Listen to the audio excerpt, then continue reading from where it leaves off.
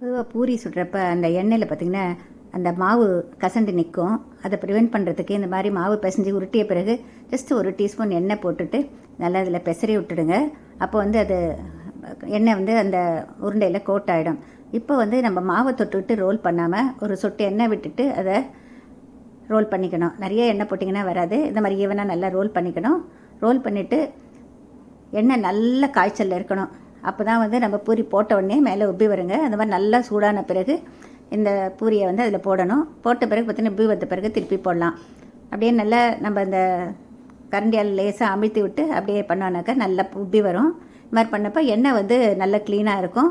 பூரியும் நல்லா உப்பி வரும். கெட்டியாக மாவை பிசைஞ்சால் கொஞ்சம் நேரத்துக்கு உப்புன பூரி அப்படியே நிற்கும். இது எல்லாமே சின்ன சின்ன டிப்ஸு ட்ரை பண்ணி பாருங்கள். தேங்க்யூ.